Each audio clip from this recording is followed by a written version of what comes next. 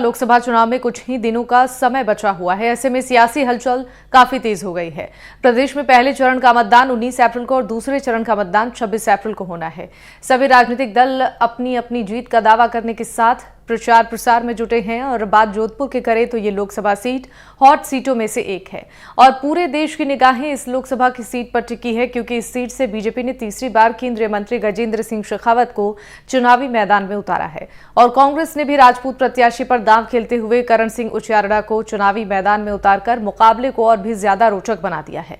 Jodhpur Lok Sabha seat इसलिए भी महत्वपूर्ण है क्योंकि पूर्व मुख्यमंत्री अशोक गहलोत अपने गृह जिले में फिर एक बार कांग्रेस को मजबूत करने की जुगत में लगे हैं। ऐसे में जनता की क्या राय है और किन मुद्दों को लेकर वोट करेंगे लोग, ये जानने की कोशिश की हमारे संवाददाता मुकुल परिहार ने। हमारी टीम ने कुछ छात्राओं से भी और व्यापारी वर्ग के लोगों से भी खास बातचीत की है और उनकी परेशानियां क्या है ये जानने की कोशिश की है। क्या कहना है लोगों का, ये जानने के लिए देखिए हमारा खास कार्यक्रम रणगढ़ मन।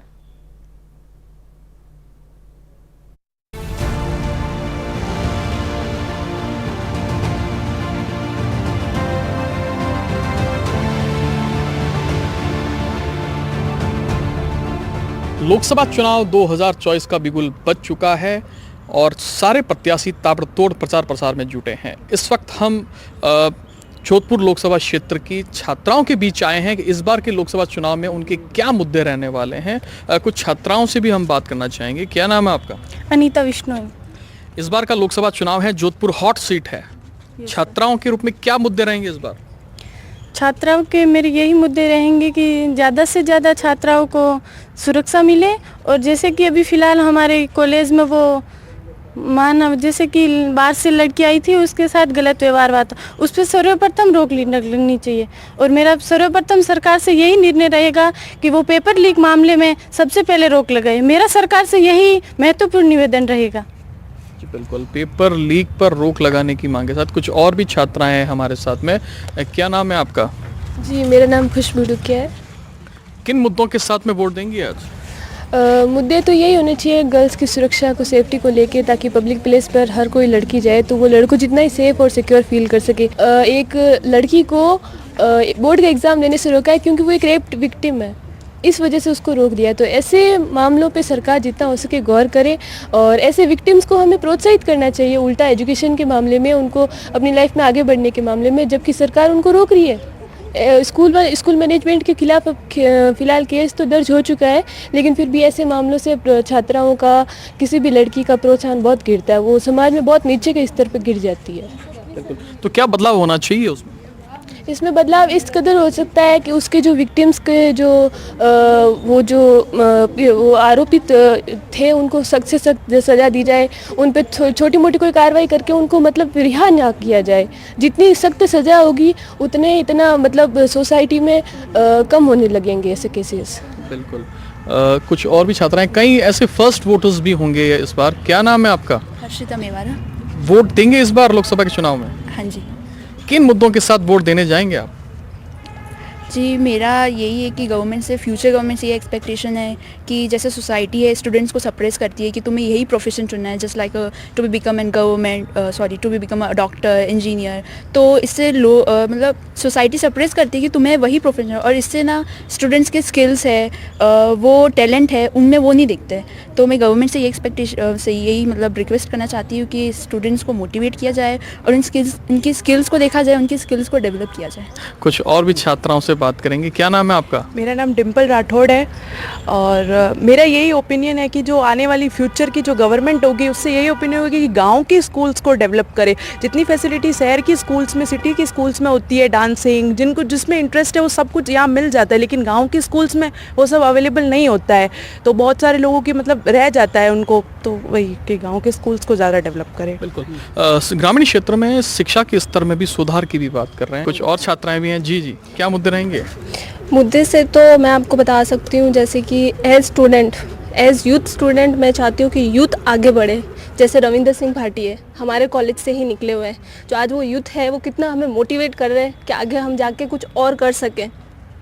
और एज कैंडिडेट मैंने एज माइनर एरियाज़ में, लोकल एरियाज़ में देखा है, जो वुमेंस होती हैं, जेंट्स होते हैं जो ओल्ड एज में होता है, उनको उस चीज़ की नॉलेज नहीं होती, दे आर जस्ट लाइक हमें जाना है और हमें वोट देना है। तो ऐसे कैंपेन स्टार्ट करने चाहिए, तो उनको मोटिवेट करें कि आपको किस कैपेबल के हिसाब से आपको कैसे कैंडिडेट को वोट करना चाहिए, कि वो स्ट्रांग हो, एम्पावरमेंट हो, उसमें वो लोकलाइज सबको देख सके और रोड का डेवलपमेंट्स हो, एजुकेशंस में डेवलपमेंट हो। जैसे आर्टिफिशियल इंटेलिजेंस है, जैसे हमारी मैम ने हमें बताया था, उसके डीमेरिट्स भी है और मेरिट्स भी है, ठीक है। तो एज स्टूडेंट मैं भी चाहती हूँ कि हमारे कॉलेजेस में वो सब प्रोवाइड हो, ठीक है। But okay, as IIT colleges उनमें होती है। जैसे एज आर्ट स्टूडेंट्स मैं जनरल में हूँ, ठीक है। एज रिजर्वेशन का भी पॉइंट मैं लाना चाहूँगी, ना चाहते हुए भी, बट एज जनरल स्टूडेंट हमें ये मौका नहीं मिला जाता है, क्योंकि जो माइनर कम्युनिटी होती है उनको ज़्यादा दिया जाता है हर चीज़ में। तो मैं चाहती हूँ कि एज जनरल स्टूडेंट हमें भी एज इकोनॉमिक बेस्ड ही देखें, ऐसा बैकग्राउंड भी देखें, क्योंकि एज मैं भी एक मिडिल क्लास फैमिली से बिलोंग करती हूँ, बट एज कैपेबल हम भी नहीं है कि हम अच्छी कोचिंग प्रोवाइड कर सकें हमारे पेरेंट्स, और ऐसे जाने कि भाई तुम जनरल कैटेगरी में आते हो तो तुम बेस्ट हो। इसलिए मैं चाहती हूँ कि एक वो भी पॉइंट आए। कुछ और भी छात्राओं से बात करेंगे। क्या नाम है आपका? मेरा नाम निंजल खेड़िया है जी। क्या मुद्दे रहेंगे इस बार के लोकसभा चुनाव में? मुद्दे तो ऑनेस्ट गवर्नमेंट और भ्रष्टाचार को कम करना, और एक ऐसा उम्मीदवार जो जनता को समझे, जो जनता के लिए काम करे और जनता को दिमाग में रख के काम करे, खुद को दिमाग में रख के काम ना करे।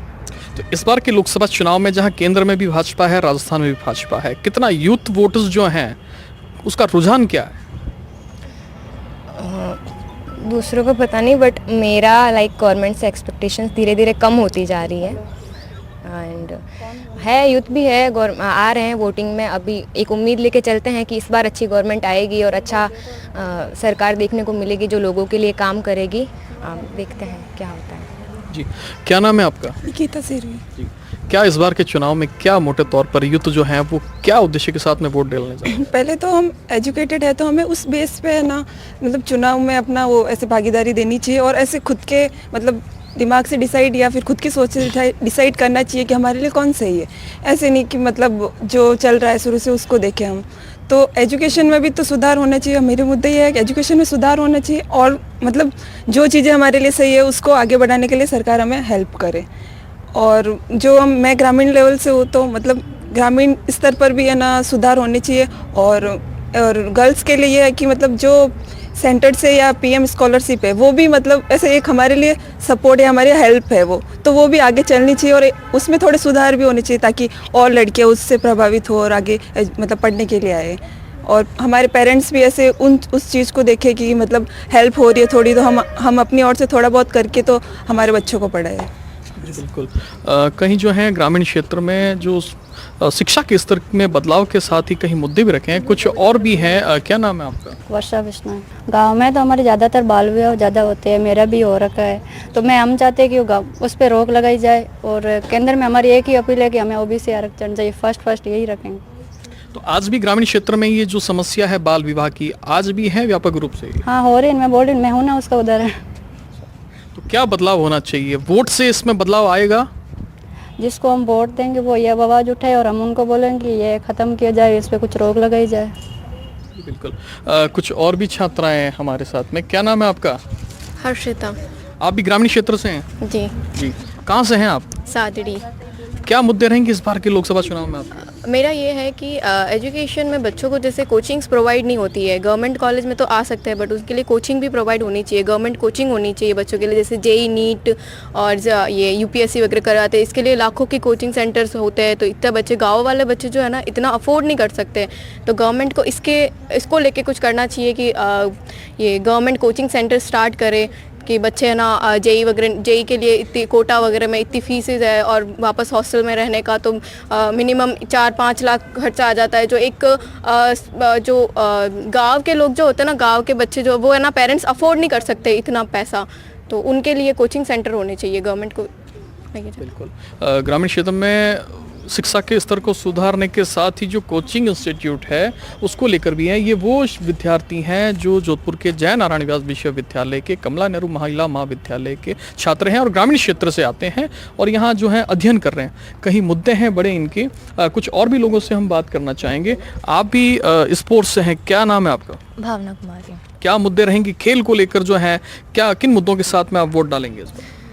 मेरे को पहली बात तो ये कि मेरी एज नहीं है तो मैं वोट नहीं डालूंगी, बट मैं स्पोर्ट्स के मामले में कहना चाहूँगी कि मतलब बहुत एरिया है, जैसे कि मैं सांचौर से बिलोंग करती हूँ, तो वहाँ पे है ना ग्राउंड है, ना मतलब खेल का मैदान वगैरह कुछ भी नहीं है वहाँ पे, लेकिन फिर भी वहाँ पे लोग स्पोर्ट्स को इतना सपोर्ट करते हैं। तो मैं लोकसभा के चुनाव जो है कैंडिडेट उनको मैं यही बताना चाहती हूँ कि उनको स्पोर्ट्स को बहुत ज़्यादा सपोर्ट करना चाहिए। जितना वो स्टडी को करते हैं उतना ही स्पोर्ट्स को सपोर्ट करना चाहिए।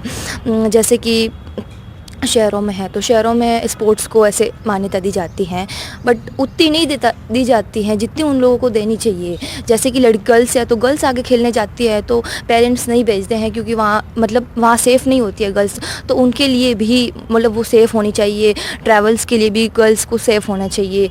वो सब लोकसभा चुनाव वालों को करना चाहिए।